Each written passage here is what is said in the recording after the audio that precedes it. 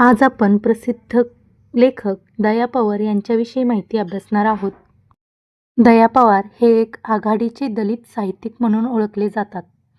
त्यांचे संपूर्ण नाव दगडू मारुती पवार असे होते, परंतु दया पवार या नावानेच ते सर्वांना परिचित होते.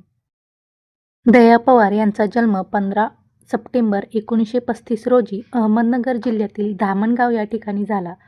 अस्पृश्य मानल्या गेलेल्या जातीत ते जन्माला आले असल्याने अगदी बालपणापासून त्यांनी अस्पृश्यतेचे चटके सोसले होते. अस्पृश्यतेच्या व्यथा-वेदना त्यांनी स्वतः अनुभवल्या होत्या. घरच्या दारिद्र्यामुळे प्रतिकूल परिस्थितीशी सतत संघर्ष करीतच आपल्या आयुष्याचा मार्ग त्यांना चोखाळावा लागला. वसतिगृहात राहून त्यांनी आपले शिक्षण घेतले. दया पवार हे कवी म्हणून प्रसिद्ध आहेत. तथापि बलूत हे त्यांचे आत्मकथनपर पुस्तक साहित्य विश्वात विशेष गाजले. त्यांच्या या पुस्तकाला अनेक मानसन्मान मिळाले. बलूत या पुस्तकाचे प्रमुख वैशिष्ट्य म्हणजे त्यामध्ये एका वेगळ्याच अनुभवविश्वाचे लेखकाने घडविलेले दर्शन, निवेदनातील परखडपणा आणि कसलाही आडपदर न ठेवता आपल्या सभोवतालच्या परिस्थितीचे केलेले वास्तव चित्रण.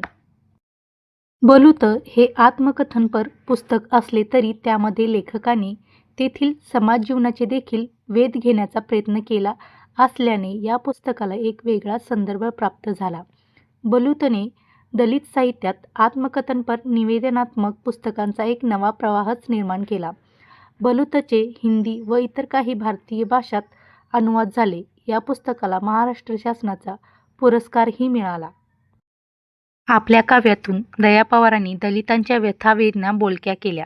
दलितांवर वर्षानुवर्षे होत आलेला अन्याय, त्यांचे चाललेले शोषण आणि या सर्वांमुळे त्यांची आजवर झालेली मानसिक घुसमट यांना पवारांनी प्रभावी भाषेत वाचा फोडली. आपल्या कोंडवाड्या या कवितेत ते म्हणतात, आज विषाद वाटतो कशा वागविल्या मनामनाच्या बेड्या, गळ्यात हत्तीचा कळप रुतावा तशा ध्येय आकांक्षा रुतलेल्या, शिळेखाली हात होता तरी नाही फोडला हंबरडा, किती जन्माची कैद कुणी निर्मिला हा कोंडवाडा. दया पवार यांना फोर्ड फाउंडेशनची शिष्यवृत्ती व पुरस्कार मिळाला होता. भारत सरकारने पद्मश्री हा किताब देऊन त्यांचा गौरव केला होता. त्यांनी बलूत हे आत्मनिवेदनपर पुस्तक, कोंडवाडा हा कविता संग्रह याशिवाय चावडी हा लेखन संग्रह व इतर स्फुट लेखन केलेले आहे. दया पवार यांचा मृत्यू 20 सप्टेंबर 1996 रोजी झाला. धन्यवाद.